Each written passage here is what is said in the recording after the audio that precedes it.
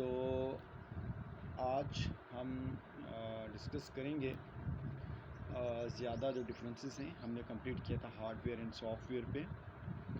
तो जो नेक्स्ट है वो हमारा पीसी है, जिसको मिनी कंप्यूटर बोलते हैं, एंड मेन फ्रेम कंप्यूटर। इन दो के बीच में डिफरेंस। पीसी पर्सनल कंप्यूटर होता है। ये एक this is a small computer based on micro processor. इसका एक ही यूज़र हो सकता है, ठीक है। मेन फ्रेम जो कंप्यूटर होता है वो लार्जेस्ट कंप्यूटर होता है, called mainframe computers are the oldest category of computer system. जबकि पीसी का वन यूज़र होता है और mainframe computer are capable of great processing speed and data storage.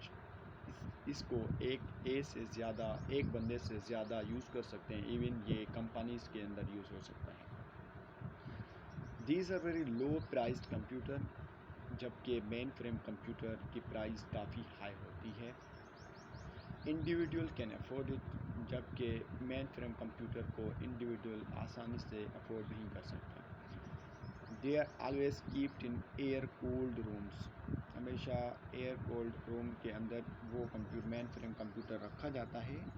Mini computer और पीसी ऐसे ही room के अंदर रख सकते हैं। जो मिनी कंप्यूटर्स होते हैं are also made by Data General, Hewlett, Packard और IBM, पेकर्ड और IBM, जबकि जो मेन फ्रेम कंप्यूटर होते हैं वो are mainly used in banks, airlines and industrial companies, ठीक है। ईमेल एंड स्नेल मेल में क्या डिफरेंस है? सिंपल है बहुत। इलेक्ट्रॉनिक मेल होती है विदाउट वायर, ठीक है, यूज़ ऑफ मीडिया।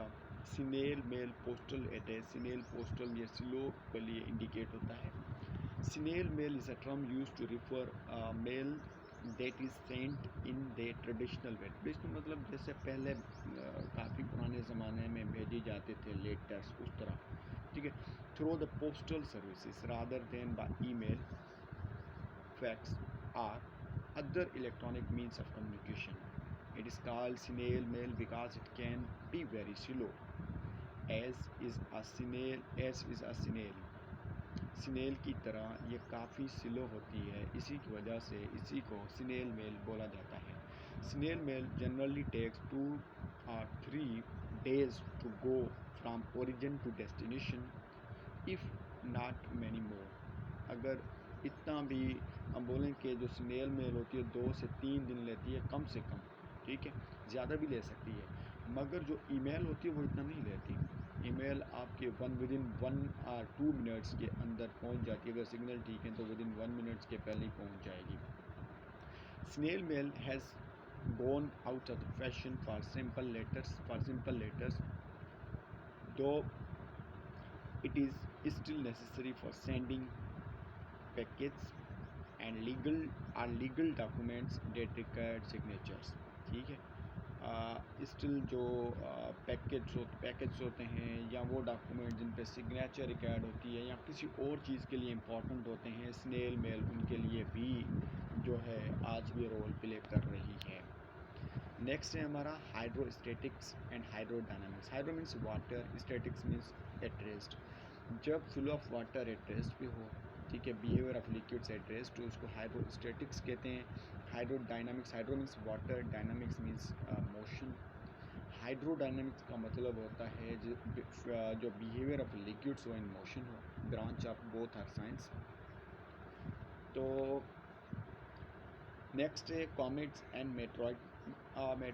कॉमेट्स क्या होते हैं? ये हमारा पहला जो लेक्चर होगा CSS के कोर्स के लिए, जो सोलर सिस्टम हम पढ़ेंगे, उससे पहले फिज़िकल साइंसेस के बारे में हम डिस्कशन करेंगे, तो उधर ही कॉमेट्स की डिस्कशन पहले ही होगी।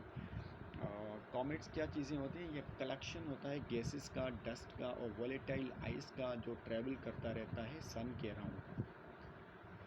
और जो मेट्रोइड होते हैं, Metroid is a streak of light seen in the night sky, signify the burning in the Earth's atmosphere of interplanetary material, ठीक है। तो मेट्रोइड एक्चुअली जब कॉमेट्स आपस में टकराते हैं, स्टार से कोई जैसे स्टार से कोई चीज़ रिमेन्स बाहर निकलते हैं तो कॉमेट्स की फॉर्म में होते हैं ज़्यादातर। जब कॉमेट्स टकराते हैं तो मेट्रोइड्स की फॉर्म ले लेते हैं, वो भी राउंड करते रहते हैं सन के। नेक्स्ट हमारा है बराज एंड डैम। जो बराज होती है वो constructed, barrage are constructed not at the much height but at a low height.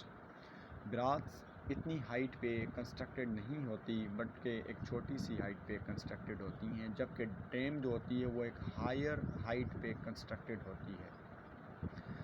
Barrage are single purpose construction I for irrigation. Barrage को बनाया जाता है किसी भी एक चीज़ के लिए, पार्टिकुलरली इरिगेशन के लिए। फॉर एग्जांपल जो डैम होती है उसके मल्टीपर्पस होते हैं, वास्ट पर्पस होते हैं।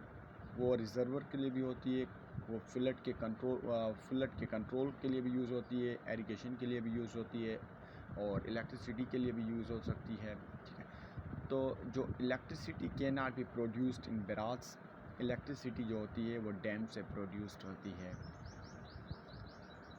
It is constructed on plains, ये प्लेन्स जगह पे कंस्ट्रक्टेड होती है। ठीक है, सखर बैराज एक एग्जांपल है, टरबेला डैम एक और एग्जांपल है। आइसोटोप्स और आइसोबार्स।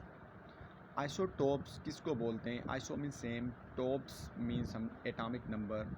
वो एलिमेंट्स जिनका एटॉमिक नंबर सेम हो, मगर एटॉमिक नंबर सेम हो, एटॉमिक मास डिफरेंस हो, या मास नंबर जिसको एटॉमिक मास को ही बोला जाता है डिफरेंट हो, तो उनको आइसोटोप्स बोला जाता है। जैसे chlorine 35, chlorine 37, same atomic number 17।